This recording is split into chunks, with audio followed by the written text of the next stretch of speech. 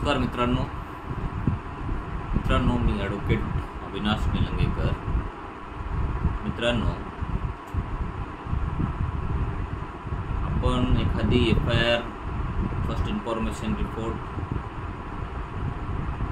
दाखल केलेली असेल एखाद्या पोलीस स्टेशनमध्ये आणि त्या FIRच्या अनुषंगाने काय झालं असेल, आपल्या FIRमध्ये काय नाही हे जाणून घेण्याचा आपल्याला पूर्णतः अधिकार आहे। परंतु पोलिसांमार्फत आपल्याला कसल्याही पद्धतीचे त्या ठिकाणी प्रतिसाद जर मिळत नसेल तर आपण त्या ठिकाणी इत्यादिसारखे कायदे आहेत त्या अंतर्गत आपण अर्ज करून आपल्या त्या FIRमध्ये कुठपर्यंत तपास आलेला आहे, काय तपास झालेला आहे ते आपण त्या ठिकाणी चौकशी करू शकतो। जर त्या FIRमध्ये तपास करून चार्जशीट दाखल झालेली असेल तर माननीय न्यायदंडाधिकारी साहेब यांच्याकडनं त्या ठिकाणी दखल घेऊन पुढील प्रक्रिया त्या ठिकाणी केली जाते। जर पोलीस अधिकाऱ्यांमार्फत त्या FIRमध्ये जर क्लोजर रिपोर्ट दाखल केलेली असेल, फायनल रिपोर्ट दाखल केलेली असेल, अंतिम अहवाल जर दाखल केलेला असेल तर त्या ठिकाणी आपल्याला त्या FIRच्या अनुषंगाने प्रोटेस्ट पिटिशन माननीय न्यायदंडाधिकारी यांच्या न्यायालयामध्ये त्या ठिकाणी दाखल करते। या प्रोटेस्ट पिटिशन कशी दाखल करायची ते ऑलरेडी मी एक व्हिडिओ अगोदर बनवलेला आहे। आज मी ह्या प्रोटेस्ट पिटिशनचं निर्मिती कशी झाली, रिव्होल्यूशन कसे झालं, कारण कुठंही CRPCमध्ये किंवा IPCमध्ये प्रोटेस्ट पिटिशनबद्दल व्याख्या नाही किंवा लिहिलेलं नाही, तर हे प्रोटेस्ट पिटिशन आली कुठे हा आपल्या पुढं निश्चितच प्रश्न निर्माण होतो। माननीय सर्वोच्च न्यायालयामध्ये एक केस त्या ठिकाणी गेलेली होती। त्या केसचं नाव आहे भागवत सिंग विरुद्ध कमिशनर ऑफ पोलीस, 1985ची ही केस आहे। ह्या केसच्या अनुषंगाने प्रोटेस्ट पिटिशन त्या ठिकाणी आलेली आहे। खरं पाहता कायदा बनवण्याचे अधिकार हे कायदेमंडळाला आहेत, पार्लिमेंटला आहेत, न्यायव्यवस्थेला नाहीत। परंतु देशाच्या सर्वोच्च न्यायालयाला कायद्याचं त्या ठिकाणी व्याख्या करण्याचे अधिकार आहेत। त्याच अधिकाराचा वापर करून माननीय सर्वोच्च न्यायालयाने हा कायदा आपल्याला त्या ठिकाणी दिलेला आहे। म्हणून ह्या प्रोटेस्ट पिटिशनला ज्युडिशियल इव्होल्यूशन असे म्हटले जाते। ज्युडिशियल इव्होल्यूशनमधून हे कायदा आपल्यापर्यंत आलेला आहे। थोडक्यात ह्या केसचे फॅक्ट्स असे आहेत। भागवत सिंग विरुद्ध कमिशनर ऑफ पोलीस 1985 सर्वोच्च न्यायालय। ह्या केसमध्ये गुरिंदर कौर नावाची एक महिला होती। तिच्या सासरच्या लोकांनी, नवरा व नवऱ्याच्या नातेवाईकांनी तिचा मर्डर खून त्या ठिकाणी केलेला होता। तो खून हा हुंड्याच्या मागणी पूर्ण न झाल्यामुळं तो खून त्या ठिकाणी करण्यात आलेला होता नवरा व त्याच्या नातेवाईकांमार्फत। तेव्हा सदर प्रकरणामध्ये त्या गुरिंदर कौर नावाच्या महिलेच्या वडिलांनी FIR त्या ठिकाणी दाखल केलेली होती। FIR दाखल झाल्यानंतर त्या FIRमध्ये इन्व्हेस्टिगेशन होणं, तपास होणं अत्यावश्यक आहे आणि होतेच त्या ठिकाणी। आणि तपास झाल्यानंतर तपासिक अधिकाऱ्यांकडनं ह्या निष्कर्षाप्रती येतात की एकतर गुन्हा केला किंवा नाही केला। सदर केसमध्ये CBIने तपास करून क्लोजर रिपोर्ट त्या ठिकाणी माननीय न्यायदंडाधिकारी यांच्या न्यायालयामध्ये दाखल केली। ह्या क्लोजर रिपोर्टबद्दल FIR दाखल करणारे फिर्यादी जे आहेत, जी काही विक्टीम आहे, जी काही पीडिता आहे तिचे वडील आहेत, तिच्या वडिलांनी अनेक दिवस झालं CBIने त्या ठिकाणी कुठल्याही पद्धतीने कारवाई करत नाहीत म्हणून माननीय न्यायालयामध्ये कंटेम्प्ट प्रोसिडिंग CBIच्या विरोधात त्या ठिकाणी चालवावी, कायद्याचा अवमानना केलेला आहे, किती दिवस हे अशा पद्धतीने त्या ठिकाणी तपास करणार आहेत, काही मर्यादा असते की नाही तपासाला, किती काळ असं तपास करणार आहेत, ही FIR किती काळ अशीच बिना तपासाचं ठेवणार आहेत म्हणून कंटेम्प्ट प्रोसिडिंग त्यांच्या विरोधात चालवावी म्हणून त्या ठिकाणी माननीय न्यायालयात गेले असता माननीय न्यायालयाने त्यांना सांगितलं की सदर प्रकरणामध्ये क्लोजर रिपोर्ट CBI मार्फत दाखल करण्यात आलेली आहे। याचाच अर्थ काय की जोपर्यंत फिर्यादी हे गुरिंदर कौरचे जे वडील आहेत FIR दाखल करणारे, त्यांना सदर FIR मध्ये CBIने काय केलं हे त्यांना माहितीच नव्हतं, म्हणूनच त्यांनी कंटेम्प्ट प्रोसिडिंग त्या ठिकाणी चालवावी म्हणून माननीय न्यायालयामध्ये गेले असता तेव्हा त्यांना ते कळालं। जेव्हा हे प्रकरण माननीय सर्वोच्च न्यायालयामध्ये गेलं, माननीय सर्वोच्च न्यायालयामध्ये गेल्यानंतर अशा प्रकारचे प्रकरण ज्यावेळेस न्यायालयात येतात त्यावेळेस माननीय न्यायालयाने पाहिलं की बाबा सदर केसमधील जे काही FIR दाखल करणारे फिर्यादी आहेत यांना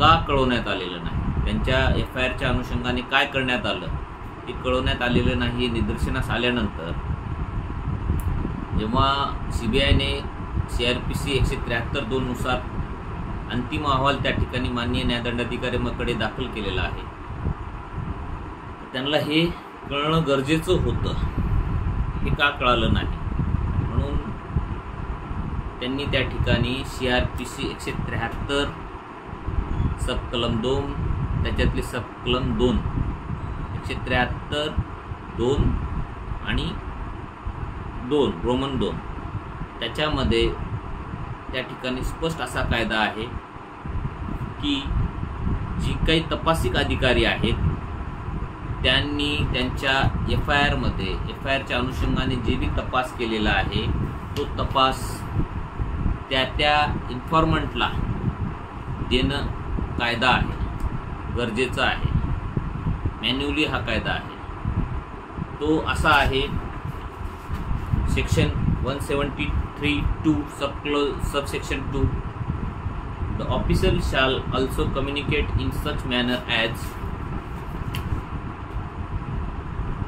may be prescribed by the state government the action taken by him to the person if any by whom the information relating to the commission of the offense was first given।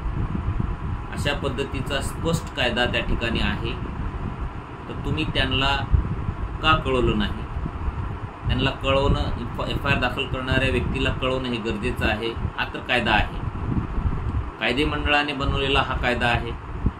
याचाच अर्थ जेव्हा आपण त्या FIR दाखल करणाऱ्या फिर्यादीला कळवतो, इन्फॉर्मंटला कळवतो, तर नुसतं कळवल्यानंतर बा त्याच्यामध्ये त्यांना कळवलं की बाबा तुमच्या FIR मध्ये आम्ही अंतिम अहवाल दाखल केलो की तुमची FIR आम्ही खोटी ठरवलं किंवा जी काही घटना घडलीच नाही असं म्हणून ठरवलं, हे कळवल्यानंतर त्याला काही अधिकार देणं गरजेचं आहे। ते अधिकार त्यांना कळवल्यानंतर तुमचं तर आम्ही FIR क्लोज केलेली आहे, ते कळवल्यानंतर त्यांना काही अधिकार देणं गरजेचं आहे, कारण संविधान असं सांगते की प्रत्येकाला फेअर ट्रायलचा अधिकार आहे, योग्य ते तपासाचा अधिकार आहे, योग्य ते न्यायाचा अधिकार आहे, हे तर कायदा आहे, कायदे मंडळाने बनवलेला आणि संविधानाने बनवलेला मूलभूत हक्क आहे की प्रत्येक FIR दाखल करणाऱ्याला फिर्यादीला त्याच्या केसमध्ये त्या तपासिक अधिकाऱ्यांकडनं काय करण्यात आलं, योग्य तपास करण्यात आला किंवा नाही हे समजणं अत्यावश्यक आहे। आणि हे समजल्यानंतर त्यांची FIR कशी खरी आहे, ॲडिशनल इव्हिडन्स त्यांनी देऊन अधिकचे पुरावे देऊन त्या ठिकाणी आमची फिर्याद कशी खरी आहे हे बी दाखवून देण्याचा त्यांना अधिकार द्यायलाच पाहिजे, आणि हा देणं गरजेचं आहे। प्रत्येकाला न्याय मिळणं गरजेचं आहे, योग्य ते तपास होणं गरजेचं आहे, योग्य ते ट्रायल चालणं गरजेचं आहे. हे त्यांचे मूलभूत अधिकार आहेत संविधानाने दिलेलं. म्हणून माननीय सर्वोच्च न्यायालयाने कायदेमंडळाने जे काही कायदे केलेले आहेत त्याची व्याख्या करत, त्याचं स्पष्टीकरण करत, त्या कायद्यांचं इंटरप्रिटेशन करत त्या ठिकाणी प्रोटेस्ट पिटिशन त्या ठिकाणी आपल्या सर्वांना दिलेली आहे. प्रोटेस्ट पिटिशन ही न्यायालयीन प्रक्रियेतून आलेला कायदा आहे. यामध्ये माननीय सर्वोच्च न्यायालयाचं असं म्हणणं आहे की प्रिन्सिपल ऑफ ऑडी अल्टम फाल्टम, म्हणजे ही एका बाजूचं ज्यावेळेस म्हणणं आलं, पोलीस रिपोर्ट त्या ठिकाणी आला, तर त्या ठिकाणी दुसऱ्या बाजूचं म्हणणं ऐकणं गरजेचं आहे, संविधानिक आहे आणि कायदेशीर आहे. म्हणून त्यांना त्याची बाजू मांडण्याचा अधिकार देणं हे आपलं कायद्यानं दिलेला अधिकार आहे. त्यातूनच हे आपल्याला प्रोटेस्ट पिटिशन मिळालेली आहे. ही कुठलाही कायदा, कुठलेही अधिकार, कुठलेही तपासिक अधिकारी असतील किंवा कुठलेही कर्मचारी असतील, ज्युडिशियल असतील किंवा पोलीस असतील, यांना संविधानाचं पालन करणं गरजेचं आहे. त्यांचे कुठलेही अधिकार किंवा कुठलाही कायदा हा संविधानाचं व्हायलेशन करू शकत नाही किंवा त्याला हे करू शकत नाही, त्याच्या विरोधात जाऊ शकत नाही. त्याच्यामुळं प्रत्येक फिर्यादीचं हा मूलभूत अधिकार आहे की त्यांना त्यांच्या FIR मध्ये, तर FIR CRPC कलम 154 नुसार त्या ठिकाणी दाखल केल्या जातील आणि तपास हा कलम CRPC कलम फौजदारी प्रक्रिया संहिता कलम 157 नुसार त्या ठिकाणी केली जाते आणि दोषारोपपत्र चार्जशीट ही कलम 173(2) CRPC 173(2) नुसार त्या ठिकाणी माननीय न्यायदंडाधिकारी समक्ष दाखल केल्या जाते. आता कलम 173(2) सब कलम 2 आणि कलम 157(2) नुसार माननीय सर्वोच्च न्यायालयाने या ठिकाणी प्रोटेस्ट पिटिशन आणलेली आहे. प्रत्येकाला त्यांच्या FIR नुसार योग्य ट्रायल चालणं, योग्य न्याय भेटणं, योग्य तपास होणं हा त्यांचा मूलभूत अधिकार आहे. हे दाखवून दिलेलं आहे माननीय सर्वोच्च न्यायालयाने आणि ह्या प्रोटेस्ट पिटिशनचं त्या ठिकाणी निर्मिती झालेली आहे. आता कलम 173(2) नुसार तपासिक अधिकाऱ्यांनी समजा क्लोजर रिपोर्ट दाखल केला, तर ते क्लोजर रिपोर्ट दाखल केल्यानंतर कॉग्निजन्स माननीय न्यायदंडाधिकाऱ्यांवर ते बंधनकारक नाही. कुठलीही पोलीस रिपोर्ट जे आहे माननीय न्यायदंडाधिकाऱ्यांसमक्ष दाखल झाल्यानंतर समजा चार्जशीट दाखल झाली तरीही माननीय न्यायदंडाधिकाऱ्यांना वाटलं की ह्याच्यामध्ये दखल घेण्यायोग्य काहीही नाही, तर त्या ठिकाणी सुद्धा त्यांनी कॉग्निजन्स घेऊ शकत नाहीत किंवा दखल घेऊ शकत नाहीत. तेव्हाही आपल्याला त्या ठिकाणी प्रोटेस्ट पिटिशन दाखल करता येते अधिकचे आपल्याला पुरावे घेऊन, किंवा क्लोजर रिपोर्ट पोलिसांमार्फत जर दाखल केलेली असेल त्याच्यामध्ये सुद्धा माननीय न्यायदंडाधिकारी कॉग्निजन्स घेत नसतील तर ॲटलिस्ट त्यांना आपल्याला एक नोटीस काढून पोलिसांना तर कळवणं गरजेचं आहे, कायदेशीर आहे. आणि तसेच मान्य न्यायदंडाधिकारी सुद्धा आपल्याला त्या ठिकाणी FIR दाखल करणाऱ्या फिर्यादीस त्या ठिकाणी कळवतात की बाबा आपल्या ह्या FIR मध्ये असं पोलीस रिपोर्ट आलेला आहे, तर आपलं काही म्हणणं असेल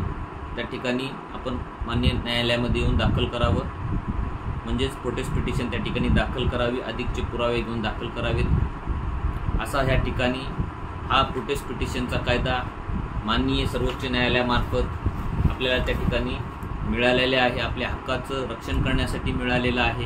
कोणाच्याही कुठल्याही पोलीस अधिकाऱ्यांची मनमानी त्या ठिकाणी चालू न देण्यासाठी म्हणून हा कायदा आपल्याला त्या ठिकाणी संविधानिक दृष्ट्या कायदेमंडळाने जे काही बनवलेले आहेत कायदे त्यांचं पालन करत रक्षण करण्यासाठी म्हणून हा कायदा त्या ठिकाणी ज्युडिशियल इव्होल्युशनमधून आपल्याला त्या ठिकाणी प्राप्त झालेला आहे.